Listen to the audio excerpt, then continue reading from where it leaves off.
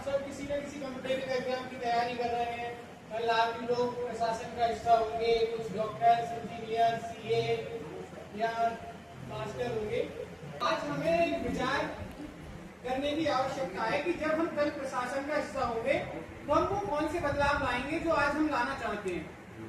क्या हमारे प्रशासन में आने से एक गरीब किसान या गरीब असहाय व्यक्ति को प्रशासन की मदद मिलेगी?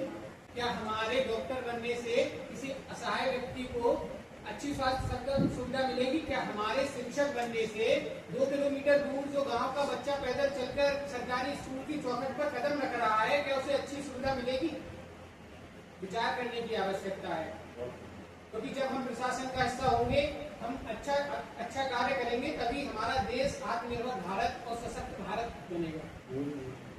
स्वामी विवेकानंद जी कहा करते थे कि अगर मुझे 100 ऊर्जावान युवा मिल जाए तो मैं देश की दशा और दिशा बदल सकता हूँ। परंतु आज हमारी युवा जनसंख्या 80 करोड़ है। हमें आगे आना होगा। हमें बड़े बड़े कोशिशें नहीं, छोटे छोटे प्रयास करने होंगे।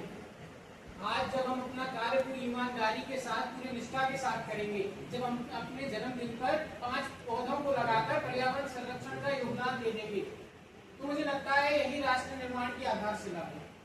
हमारा राष्ट्र निर्माण तब संभव होगा जब हम अपने चरित्र का निर्माण करेंगे, और हमारा चरित्र निर्माण तब संभव होगा जब हम अपने हित से पहले दूसरे की हित की चिंता की चेतना को अपने हृदय में धारण करेंगे। क्योंकि जब स्वामी विवेकानंद जी विश्व प्रसिद्ध शिकागो यात्रा पर जा रहे थे, तो उन्होंने अपनी माँ शारदे से पूछा कि हे माँ, क्या मैं विश्व में अपनी संस्कृति का प्रचार करने जा सकता हूँ?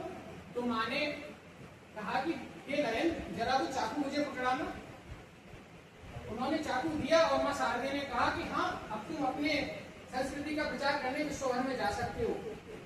इस पर स्वामी विवेकानंद जी ने मुस्कुराते हुए कहा कि हे माँ, आपने तो मेरी कोई परीक्षा ली ही नहीं और मुझे विश्व में जाने की आज्ञा दी थी। तो माँ शारदे ने कहा कि जब तुमने चाकू मुझे पकड़ाया था तो अपनी ओर वह हिस्सा किया था जो तेज धार वाला था, बहुत सुंदर तालियां,